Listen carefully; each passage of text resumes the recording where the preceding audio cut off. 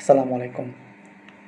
বাংলাদেশের বর্তমান প্রেক্ষাপটে নির্বাচন একটি অত্যন্ত গুরুত্বপূর্ণ ও আলোচিত শব্দ। কেননা একমাত্র নির্বাচনের মাধ্যমে বাংলাদেশ গণতন্ত্রের দিকে ধাবিত হবে বা গণতন্ত্র পুনরুদ্ধার হবে। এজন্য প্রত্যেকটা পলিটিক্যাল পার্টি এটা নিয়ে খুবই সোচ্চার। কিন্তু প্রশ্ন হচ্ছে যে বর্তমান প্রেক্ষাপটে যদি এখন নির্বাচন হয়, আসলেই কি বাংলাদেশ পূর্ণ গণতন্ত্র প্রতিষ্ঠা করতে পারবে, বা বাংলাদেশে পূর্ণ গণতন্ত্রের স্বাদ কি পাওয়া যাবে? এটা যদি বলা হয় তাহলে আমি বলবো না।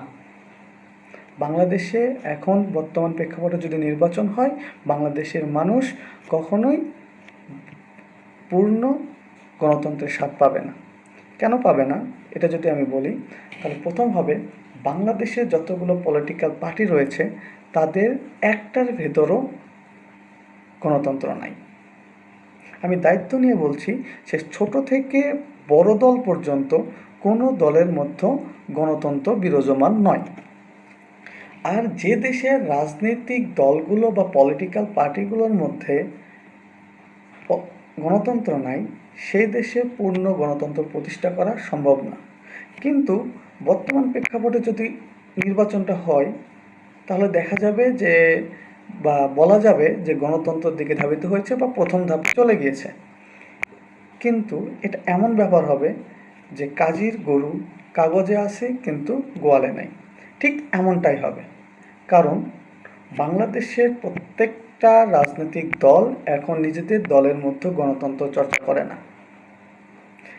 এটা যদি একটু ব্রিফলি ডিসকাশন করা হয়, প্রথমত দেখেন, যে রাজনৈতিক দলগুলো মনোনয়ন দেবে বা এখনই যদি নির্বাচন কমিশন তাদের তফসিল ঘোষণা করে, প্রত্যেকটা পলিটিক্যাল পার্টি তাদের মনোনয়ন দেওয়ার জন্য প্রস্তুত হবে বা মনোনয়ন দিবে।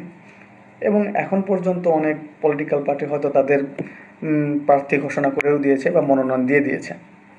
কিন্তু যারা দেয়নি তারাও দিবে। কিভাবে দিবে? তারা একমাত্র একটাই পথ অবলম্বন করবে, সেটা হচ্ছে সিলেকশন। যখন আপনার দলের মধ্যে সিলেকশন ওয়েতে আপনি মনোনয়ন দিবেন, তখন আপনি কিভাবে আশা করেন যে তারা সেই ব্যক্তি নির্বাচন জয়ীর পরে দেশে একটা গণতন্ত্র প্রতিষ্ঠার জন্য সবচেয়ে গুরুত্বপূর্ণ ভূমিকা রাখবে? কেন এমন বলছি দেখেন, যখন কোনো একটা আসনে মনোনয়ন বা প্রার্থী ঘোষণা করা হবে, তখন সেই পলিটিক্যাল পার্টির যাকে সিলেকশনের মাধ্যমে মনোনয়ন দেওয়া হলো, তার বিপরীতে আরেকজন বিদ্রোহী ক্যান্ডিডেট থাকে। সেও চায় যে আমাকে যেন মনোনয়ন দেওয়া হয়, কিন্তু সে মনোনয়ন পায় না। কেন পায় না? এখানে শুরু হয় মনোনয়ন বাণিজ্য। এই মনোনয়ন বাণিজ্যের কারণে যে পার্টির সুপ্রিম লিডার আছে বা হাইকমান্ড রয়েছে, তাদের কাছে কোটি কোটি টাকার বাণিজ্য করা হয় এই মনোনয়ন বিজনেস। যার ফলে যে মনোনয়নটা কোটি কোটি টাকার বিনিময়ে কিনলো, সে যখন নির্বাচন জয়ী হয়, তখন তার প্রধান লক্ষ্য থাকে সে যে টাকাটা ইনভেস্ট করেছে, আমি এটাকে ইনভেস্টই বলবো, কারণ নির্বাচন একটা বিজনেসই। তাহলে যে এই টাকাটা ইনভেস্ট করলো, সে কিভাবে এই টাকাটা তার টার্ম পূর্ণ হওয়ার আগেই সে তার আখের গোছাতে পারবে, সেদিকে খেয়াল রাখা। সে তখন আর রাষ্ট্রের কি উন্নয়ন করতে হবে বা কীতে ভালোতে হবে সেটার দিকে তাদের খেয়াল থাকবে না। আমি দায়িত্ব নিয়ে বলতেছি, থাকবে না। তখন সে কি করবে? তখন সে যাবে করাপশনে। সে সিস্টেমটাকে ঘোলা করবে, সিস্টেমের মধ্যে দুর্নীতি ঢোকাবে, সিস্টেমটাকে কালো করবে। কিভাবে সিস্টেমকে বেড়াজাল বা বৃদ্ধাঙ্গুলি দেখাইয়া তার টাকাটা সে উসুল করবে, শেষে সেই দিকে নজর রাখবে, সেটা দেশটা যেদিকে যায় যাক। এর জন্য তাকে ক্রাইম করা লাগুক, তার জন্য সে টাকা তোলা লাগুক, বা এনি আদার অপশন, তার কাছে যে অপশনই থাকুক সেটা সে অ্যাপ্লাই করবে, এবং সে যে টাকা দিয়ে সে মনোনয়ন নিয়েছে সে টাকাটা তোলার চেষ্টা করবে। এখন আরও ভালোভাবে যদি বলা যায়, যে বিদ্রোহীটা থাকলো, দল কি তাকে বাদ দিবে? না, দল তাকে বাদ দেয় না। দল তাকে তাহলে কি করে? তাকে ম্যানেজ করে। কিভাবে ম্যানেজ করে? দল তাকে কি করবে? যে কোনো একটা সাংগঠনিক পদ দেবে, পদ দিয়ে বলবে যে তোমাকে এই পদে বসানো হলো, এখন তুমি এই যে উপজেলা বা জেলা একটা সভাপতি, সাংগঠনিক সম্পাদক, এগুলো দিয়ে বলবে যে এটার দায়িত্বে তুমি থাকবা। এর ফলে কি হবে, তাকে যেহেতু সে পদ পাইল না, বিদ্রোহী প্রার্থীর কথা বলছি, যে পদটি পাইল না, সে কি করলো, সে একটা সাংগঠনিক পদ নিয়ে বলবে যে আমি তাহলে কিভাবে টাকা কামাবো। তখন তাকে কি হবে, যে সিলেকশন বা টাকার মাধ্যমে মনোনয়ন কিনে জিতলো, সে তাকে কি করবে, টেন্ডার দিবে। রাষ্ট্রের যে বড় বড় কাজ হবে সেটা টেন্ডার দিবে, কারণ তাকে তো ম্যানেজ করতে হবে, তাকে ম্যানেজ করার জন্য টেন্ডার দিতে হবে। আর এই টেন্ডার দেওয়ার ফলে কি হবে, টেন্ডারবাজি শুরু হবে।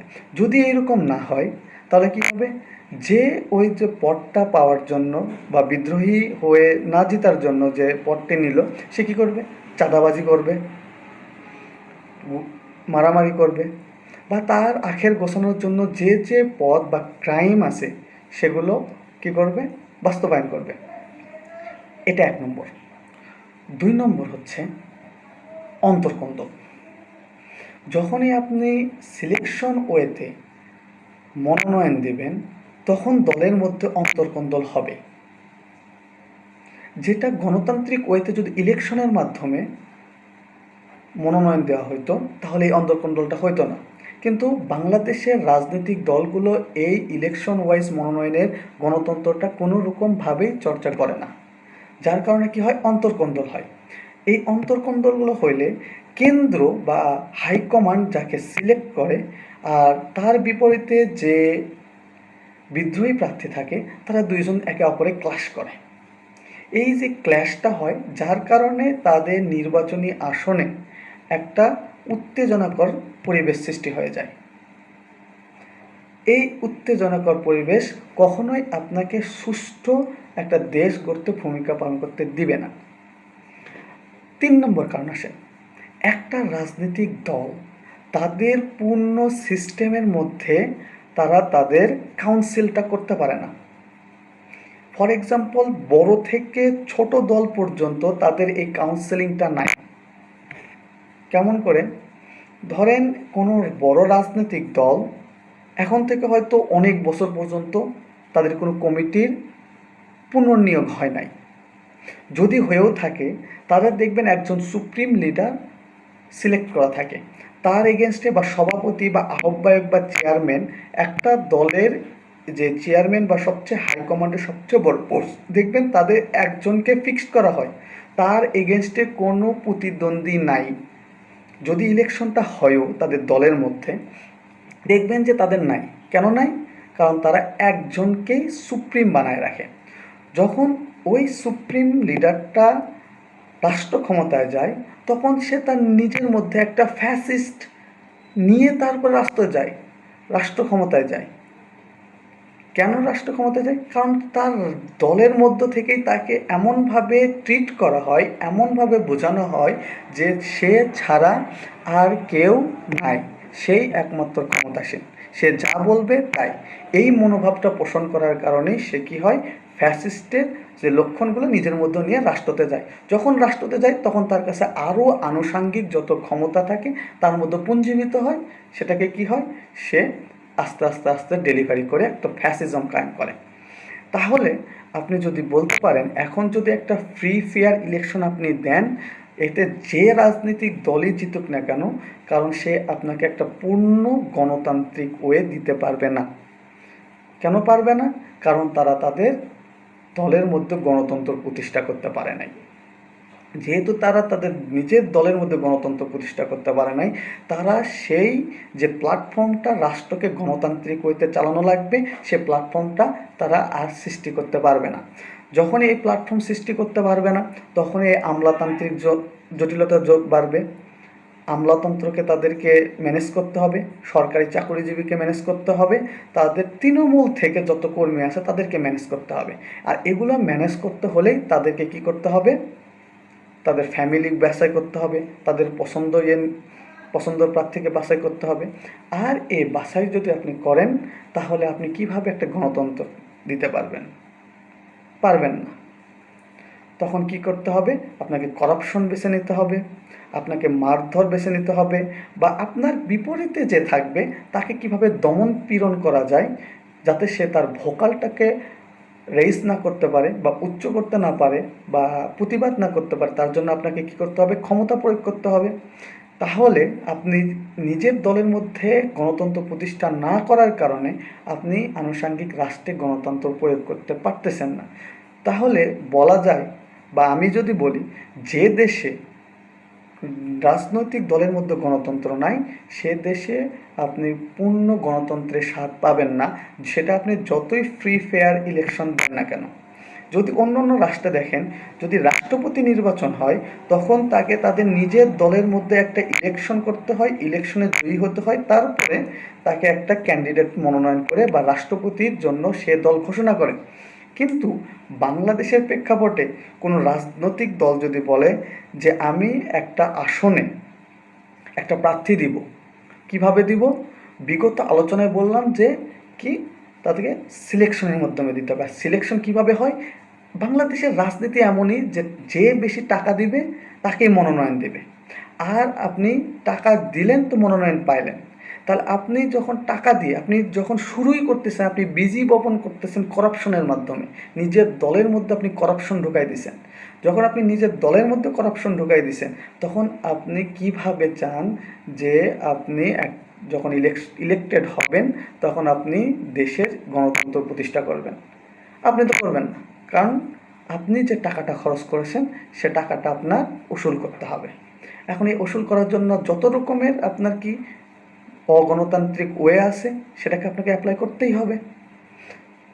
সো এখান থেকে বলা যায় যে বাংলাদেশে যদি এখন আপনি যত সেনাবাহিনী প্রয়োগ করেন আর যত মনে করেন 100% আপনি ফ্রি ফেয়ার ইলেকশন দিচ্ছেন, একটা রাজনৈতিক দল আসছে, কিন্তু সেই দল আসার পরেও আপনাকে বা বাংলাদেশের মানুষকে বর্তমান প্রেক্ষাপটে একটা গণতান্ত্রিক পথ বা গণতান্ত্রিক দেশ দিতে পারবে না, কারণ তারা তাদের নিজের দলের মধ্যে গণতান্ত্রিক চর্চা করে নাই। আজকে এ পর্যন্তই। আল্লাহ হাফেজ।